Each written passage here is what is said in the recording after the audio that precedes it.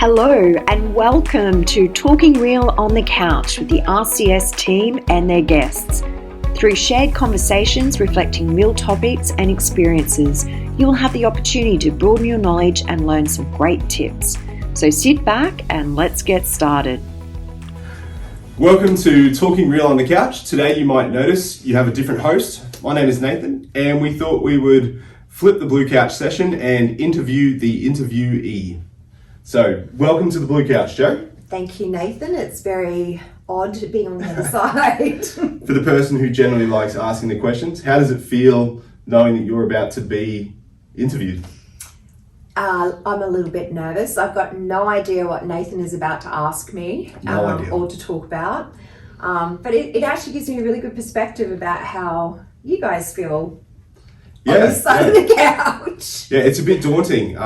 For those of you who've been following, you've probably noticed the first few sessions we do, everyone's a bit nervous. We're slowly getting a bit more confident.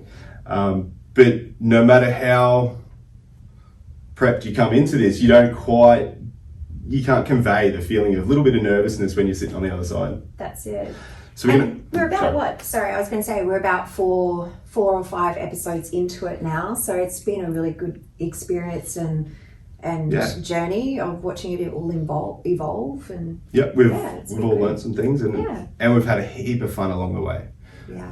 We're thinking by the end of all this we might have a good blooper reel for you guys to look back at and have a few laughs, probably along with the laughs that we've had that you guys haven't seen so far. Alright, well we'll kick it off with a nice easy one. Okay. So one of the questions you asked me was, what is your favourite food? My favourite food is pizza. I could eat it every day. Yeah. I remember I went overseas about 3 years ago and I was sitting in Italy, in Rome, and I bought myself a piece of pizza and I've got a photo of me sitting there, but it was huge. It was just amazing. It was huge. Was it the margarita one? No, pepperoni. Pepperoni. Pepperoni. Okay. Yeah. Pizza is good over there, actually. Yeah, it is. It feels a bit better, like eating pizza in Italy, like it's meant to be. Yeah. Yes. We're not going to talk about food the whole time either. So one of the other main questions you asked me that I thought was a really fun question and did actually make me think: if you could have a superpower, what would it be? I would like to be invisible. And I guess because I think we perceive things so often, it'd be really awesome to be able to go into aged care facilities, other organisations, homes, etc., and actually get the data, the real story of things to be able to act more appropriately on it. Yeah, I can see the benefit of that, particularly in our sector, like where we've come from. You could probably use that in all sorts of places as well, being invisible. That would certainly be a fun superpower to have. I've always wanted to be able to go, and I'm not here. I wonder if we can do that. At least, like electronically, can you disappear? We'll try. Creative editing. Be like, what was that show? I Dream a Genie. Yes. Disappears. Yes. We're way off topic. Way off topic. Okay. All right. So, and one of the other questions you asked me was, what are some of the activities that you love to do outside of work? Right. I'm an adrenaline junkie and always love an adventure. So often my weekends involve either jumping out of a plane, diving. I love just exploring, I guess, nature. So often hiking or just chilling with family and friends. So jumping out of a plane, so skydiving. So you've got your tickets to be able to skydive by yourself? No, I still have not done my first flight. I've now achieved, I think I'm up to about 15 jumps I've had.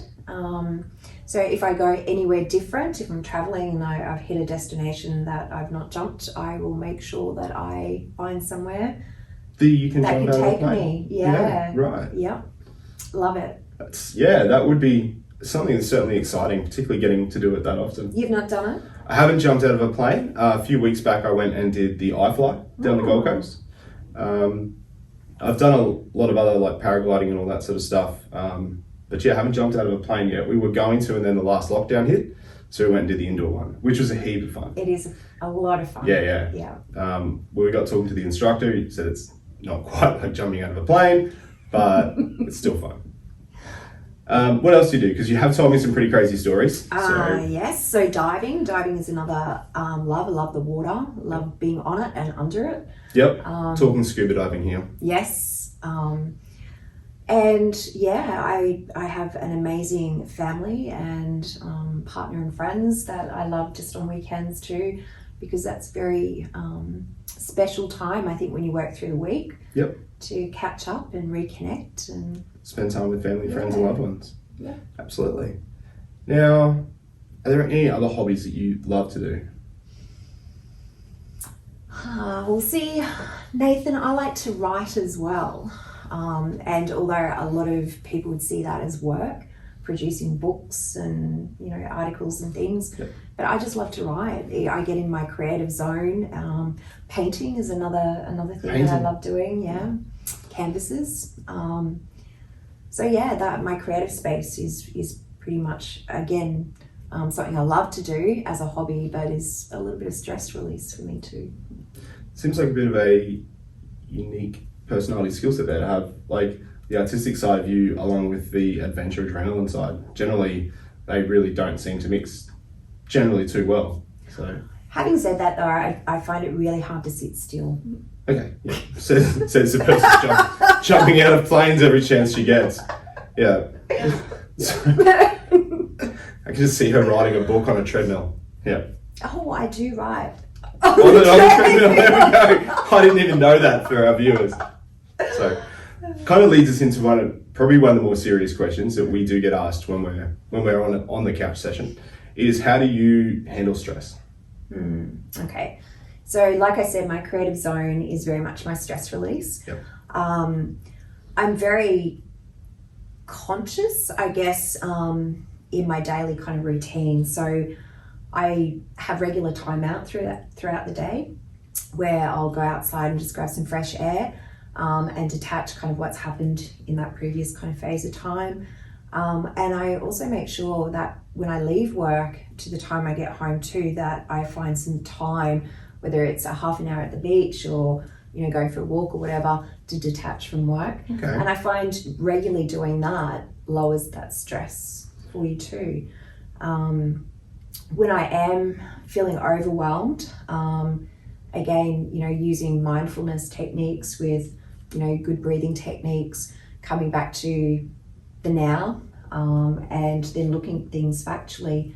I'm a writer, so I write down, I unpack my mind as well, and looking at it again in that context to keeping it up here helps. Yeah, right. There's probably some good words of wisdom in that. I know I certainly don't stop after work and take time out. I sort of, you know, finish work and then I'm into parent duty, sort of like, and you are straight into it. You probably need that time to stop, switch off, finish work, to make sure you're not taking work home, you know, and then, you know, what happens in that work day sort of stays at work, refresh, you go home, you get that time out. 100%. I'm sure there's so many people out there though that you get home, and if you've got a partner or a family member that you live with, you know, it's normal for you to unpack about your day. Yes. But then so many of us don't get the response that we're looking for, and that escalates then to moods and everything else kind of kicking in. So I think it's important for you to unpack your day first. That's the most important thing. Yeah. Before you go home and talk. Or I know my wife and I have a bit of a rule.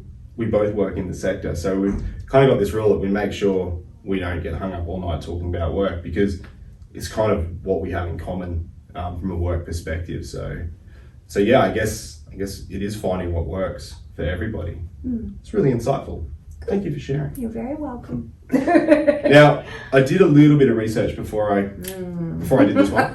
It's a simple question. I haven't thought of any crazy questions on the top of my head yet.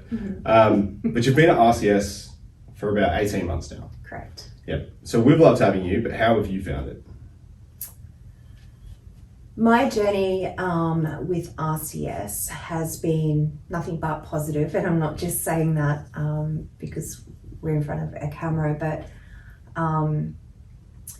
I have found working with RCS, it's a very personal organisation. It's almost a family-like feel. Yep. And even though we've got 3 branches from Maroochydore down to the Gold Coast, we communicate so well, and we're all involved in each other's kind of roles that, it's nice. I really appreciate that value I think we have as an organisation. For me, the diversity in my role since I've been here with RCS has been very fruitful, I think, starting off at head office, Yep. And then transitioning down here to the Gold Coast as branch manager. It's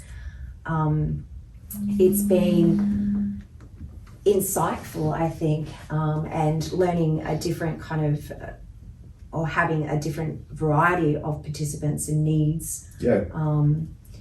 And I absolutely, I've got nothing but positive kind of experiences here with RCS. That's perfect. Yeah. And we're not saying, when Jo says that, and I'm probably speaking on behalf of Jo a bit, she's not saying it's perfect, but something that I think I value within Real Community Services and what I'm hearing is the fact that even when we're not perfect, there is that, everyone here is pretty passionate about what we do and why we do it, and trying to overcome those hurdles, those challenges, and strive for the best service that we could deliver. And you're right there too, because if we're always innovating, and I know that's one of our values, but we are consistently reviewing and innovating, and it's not just us that are doing that. We are very inclusive in the way that we do that. I like that. And you're right, it's what makes a team feel like a team, or that family. Like, get everyone involved, get ideas. There's no hierarchy feel, like everyone's valued. No. There's certainly ideas that have come from support workers that have made a huge difference back of house. So I think you feel valued. That, if I can say, to summarise it, I feel valued as an employee working for Real Community. Yeah, that's good. That's good.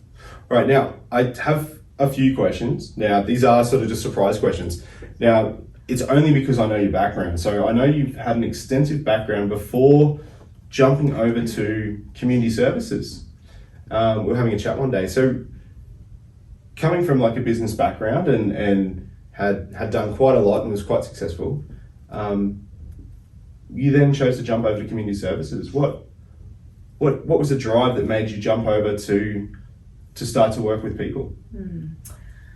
I started lecturing in my early 20s at university, and I really fell in love, I think, with helping students with their journey, and seeing somebody go from not having a skill set to having a skill set, and then I became quite interested in human behaviour and how people learnt and what drove them. And so I went from, I guess, business and education into psychology and human behaviour. And, I used to have quite a large business portfolio that was pretty much anything and everything. And I kind of collapsed all of that to really follow my passion and purpose of wanting to genuinely help people.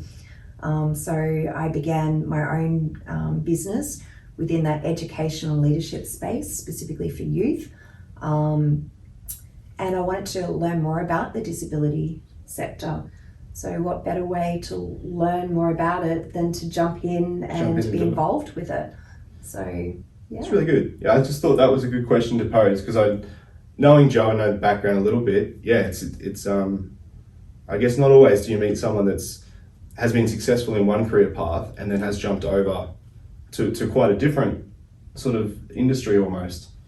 So I think, I can't remember, it might have been you that actually said it on the couch, or it could have been Trevor, but I think it's important, I'm sure it was you, it's important to have or to work where you feel passion.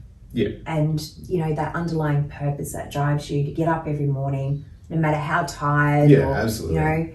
You're feeling a bit, and keep going. Do you know what I mean? I mean, what drives me again in this industry space now is I'm still getting the same kick, I guess you could say, from when I was lecturing.